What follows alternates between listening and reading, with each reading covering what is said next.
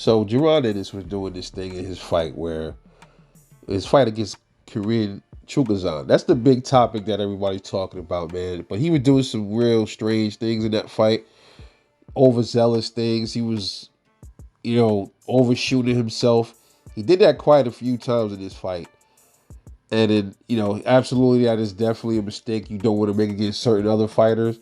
You don't want to make that mistake against any fighter, y'all. Let's just be real here. It doesn't matter the level of competition. They can still knock you out. You don't want to do those kind of mistakes with anybody, especially not elite fighters, right? But he was punching, like trying to knock dude's head off, and he just ended up spinning all the way around like a 80's DJ table, bro. It was crazy watching it. And like I said, bro, listen, on this channel I give constructive criticism. It's not hate. You know what I'm saying? I told you, I'm unbiased. And Boots is one of my favorite fighters, but I'm still gonna call it how it is. You can't do stuff like that, bro. I can understand once that happened, like okay, you threw yourself off balance with a punch once, but he kept doing it. He did it at least 3-4 times in that fight. And you can't make those kind of mistakes and you saying that you are better than Bud or Errol or somebody like that. You know what I mean? You can't make those mistakes. Just like Errol Spence, I give him hell for always for spitting out the mouthpiece thing. And I told y'all, I think a lot of that has something to do with that accident. I think a screw got knocked loose in his head. And that's not to be funny. That's to be serious. I'm not even joking when I say that. All right. But I don't understand what Boots was trying to accomplish by doing that. He was getting frustrated. That was frustration, really. If you watch the fight, you see his face. He was getting frustrated, because the guy wasn't where he wanted him to be. He couldn't hit him the way he wanted to hit him.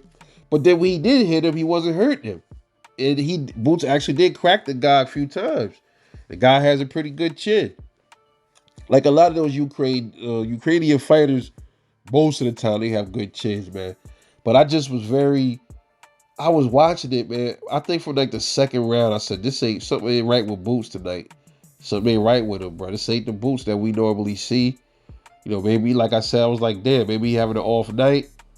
And I'm just like, yeah. And he started doing that like he was spinning. Like I said, what are you doing, Boots? Don't.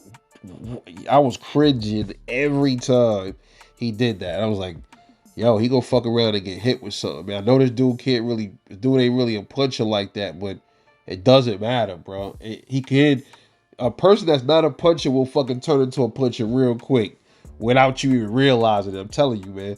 When they feel like they got you, they like, oh, he might wind up or something and just get all kind of power in that head and just bah, and then lights out. Real shit. This is boxing, man. So yeah, Boots, man. I love you, man, but man, bro. Yeah, I think his team, they're gonna have to have him get in there with some dudes that move around a lot.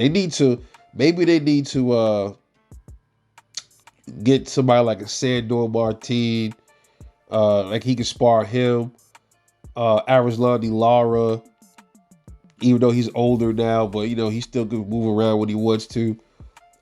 Maybe I was about to say Rigondeaux, but Rigondeaux is I think he's coming back soon, I heard, but he's not in condition to do no sparring right now, I don't believe. But a mover, get a mover, a dude that moves around a lot in the ring. Like, he's hard for him to sit still. Like, he's always constantly moving and jutting around from side to side. And that's boxing, bro.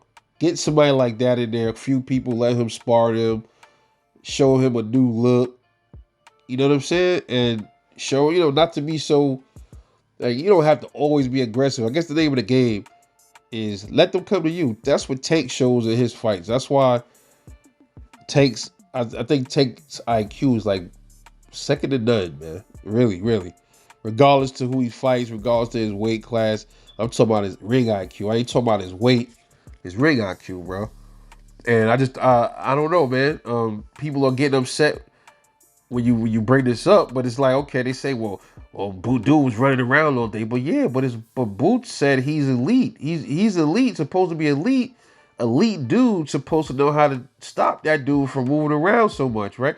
I mean, to be fair, That could have still happened with Errol Spence. It could have happened with Terrence Crawford. Either one of those could have had a night where it was somebody that was like a superior mover that they just could not slow this motherfucker down. But I just think the difference with those dudes is they'd find a way. They're seasoned enough to probably find a way to do it, you know. But that's just how I feel about it, man. I don't really like that spin move he was doing. I really didn't like that. I was getting a little nervous for Boots in there when he was doing that. But that's just my take on it. Anyway, let me know what y'all think about it, man. This is Rebel Life Boxing. Thanks for watching me and subbing and all of that good stuff. I love y'all. Catch y'all later. Peace.